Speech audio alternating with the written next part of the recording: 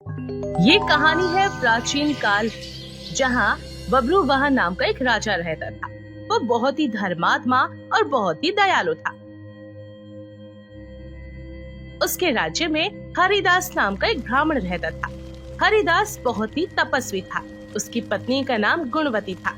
वो बहुत ही सुशील और धर्मवती स्त्री थी और साथ ही भगवान की भी बहुत बड़ी भक्त थी। गुणवती ने अपने जीवन में सभी देवी देवताओं की उपासना की, जैसे कि एकादशी, जन्माष्टमी, महाशिवरात्रि और ऐसे सारे व्रत पूरे विधि विधान से उसने किए थे। आइए आइए महाराज जी, बेटा किशन महाराज जी के पैर धुलवाओ। आइए महाराज जी, आप यहाँ पे विराजमान हो जाइए। बेटा किशन बहू से कहकर भोजन धुलवा कर ले आओ। भोजन करने के बाद ब्राह्मण कहते हैं, देवी, आपके हाथ में तो स्वयं माँ अन्नपूर्णा का वास है। बहुत ही स्वादिष्ट भोजन बनाया है आपने। हम आपसे और आपके पूरे कार्य से बहुत ज्यादा प्रसन्न हुए। बहुत बहुत धन्यवाद आपका महाराज जी। मुझे सुनकर बहुत खुशी हुई कि आपको भोजन पसंद आया।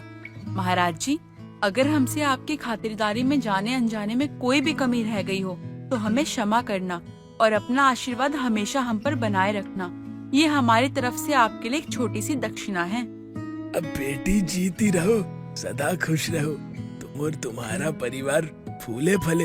भगवान की कृपा हमेशा तुम पर बनी रहे और ऐसे ही तुम अच्छे कार्य करते रहो। अब हमें आज्ञा दीजिए। जी महाराज जी, लेकिन उससे पहले आप मेरी बहू को अपना आशीर्वाद दे दीजिए ताकि उसे आपके आशीर्वाद से संतान की प्राप्ति हो जाए। हाँ, क्यों नहीं, बुलाइए अपनी बहू को। ऐसे ही गुणवती अपनी बहू को बुलाकर ब्राह्मणों का आशीर्वाद दिला देती है, जिसके बाद ऐसे ही ब्राह्मण आज्ञा लेते हैं और भोजन ग्रहण करने के बाद वापस अपने स्थान पर चले जाते हैं। ऐसे ही समय के साथ गुणवती की बहू माँ बन जाती है और एक पुत्र को जन्म देती है। चारों ओर खुशियों का माहौल होता है। आज तो मैं बहुत खुश हूँ।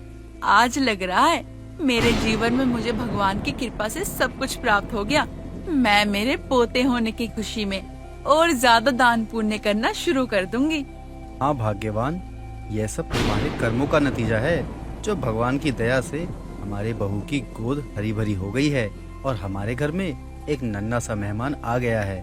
अब तुम रोज इस नन्हे से मेहमान के साथ खेलना। हाँ माँ, बाबूजी सही कह रहे हैं। इसी प्रकार वो पूरे जीवन भर धर्म प्रयाण करती रही। एक दिन उसका देहांत हो गया। गुणवती, तुम मुझे छोड़कर क्यों चली गई? इस बुढ़ापे का एकमात्र सहारा तुम ही तो थी। आखिर तुम क्यों चली गई? उठो भाग्यवान, उठो। तुम कुछ क्यों नहीं बोलती? बाबूजी, संभालिए आप खुद को। हम सब आपके साथ हैं। हमें भी माँ जी के जाने का बहुत दुख है, लेकिन अब क्या करें, भगवान को यही मंजूर था।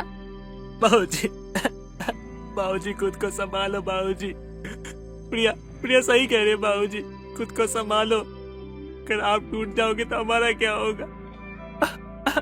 घर आई गांव की कुछ औरतों में से एक चालाक और चुगलखोर औरत दूसरी औरत से कहती है, अरे बहन देख तो सही, कैसे फूट फूट कर रो रहे हैं ये लोग इसके मरने पर। अरे अच्छा हुआ ये मर गई। जब देखो कोई ना कोई इसका गुणगान ही करता रहता था। अरे हर जगह बस इसी की तारीफ होती रहती थी। मुझे तो ये फूटी आंख अच्छी नहीं लगती। अच्छा हुआ मर गई। अरे तू कैसी औरत है रे? यहाँ इसके मरने पर इसके घर वालों का रो रो कर बुरा हाल है और तुझे ये सब चुगलियाँ सूझ रही हैं और तुझे जरा भी डर और समझ नहीं है क्या? अगर यहाँ कोई तेरी ये सब सुन लेगा तेरे बारे में तो क्या सोचेगा? अरे गुणवती बहन बहुत ही दान पुण्य वाली औरत थी। इसके जैसी औरत तो पूरे गांव में नहीं है। इसने हमेशा अच्छे कर्म किए हैं, तेरी तरह नहीं कि दूसरों का माल भी खा लिया हो। तू मेरी सहेली है या उस गुणवती की? अरे चुप करना, कोई सुन लेगा। वहीं धर्मराजपुर में सुंदर सिंहासन पर भगवान धर्मराज जी विराजमान थे और उनके पास ही चित्रगुप्त जी भी अपने स्थान पर विराजमान थे। चित्रगुप्त जी मृत प्राणियों के पाप पुण्य का लेखा जोखा धर्मराज आ रहे थे। तभी चित्रगुप्त ने गुणवती के पाप और पुण्य का ब्यौरा धर्मराज जी को दिया, जिसे सुनकर धर्मराज जी को बहुत खुशी हुई। लेकिन फिर भी धर्मराज जी के चेहरे पर उदासी दिखाई देती है। प्रभु, मैंने जीवन में आज तक कोई पाप नहीं किया है, फिर आपके मुख पे ये उदासी क्यों? कृपा करके आप मुझे बताइए कि आखिर बात क्या है। तभी धर्मराज जी कहते हैं, देवी ने सभी देवी देवताओं का व्रत आदि से संतुष्ट है, लेकिन मेरे नाम का ना तुमने कोई पूजा पाठ किया, ना ही मेरे नाम से कोई दान किया। ये सुनकर गुणवती कहती है, हे प्रभु, मुझे क्षमा कर दीजिए। मुझ अभागिन को तो ये भी नहीं पता कि आपकी उपासना कैसी करनी चाहिए। कृपा करके उपाय बताइए प्रभु, जिससे मैं और सभी मनुष्य आपकी कृपा के, यदि मैं आपके मुख से भक्ति मार्ग को सुनकर मृत्यु लोक वापस जा सकूं, तो मैं आपकी उपासना अवश्य करूंगी, जिससे आपको संतुष्टि हो सके। गुणवती की बात सुनकर धर्मराज जी कहते हैं, मकर संक्रांति के दिन सूर्य भगवान उत्तरायण में प्रवेश करते हैं। उसी दिन से मेरी पूजा शुरू करनी चाहिए। पूरे 1 साल तक मेरी पूजा करो और मेरी कथा सुनो। एक भी दिन छूटना नहीं चाहिए। जी प्रभु, मैं आपकी बताई हुई हर बात का ख्याल रखूंगी। आप जैसा कहेंगे मैं वैसा ही करूंगी। आपकी बताई हुई सारी बातों का मैं पालन करूंगी। लेकिन साथ ही धर्म के इन 10 नियमों का पालन भी करना चाहिए, जैसे कि धीरज रखना, संतुष्ट रहना, क्षमा करना और मन को वश में रखना। साथ ही अपने मन में पराये पुरुष और पराये स्त्री का ध्यान नहीं आने देना। मानसिक और शारीरिक रूप से शुद्ध रहना, इंद्रियों को वश में रखना, बुद्धि की पवित्रता यानी बुरे विचार ना करना, पाठ पूजा और दान करना, व्रत करना और व्रत की कहानियां सुनना, सच बोलना और सच्चा व्यवहार करना, और क्रोध तो कभी नहीं करना। जी प्रभु, मैं आपके बताए गए 10 नियमों का पालन करूंगी। मैं अपने पूरे मन और दिल से आपकी भक्ति मार्ग का पालन करूंगी और सबको ये 10 नियम बताऊंगी, ताकि सभी इन नियमों का पालन कर सके। हाँ, लेकिन धर्म के इन 10 लक्षणों का पालन करना है और साथ ही मेरी कथा नियम से सुनते रहे। दान पुण्य परोपकार तरीके से करें और 1 वर्ष बाद मकर संक्रांति के दिन आए तब इस व्रत का उद्यापन करें।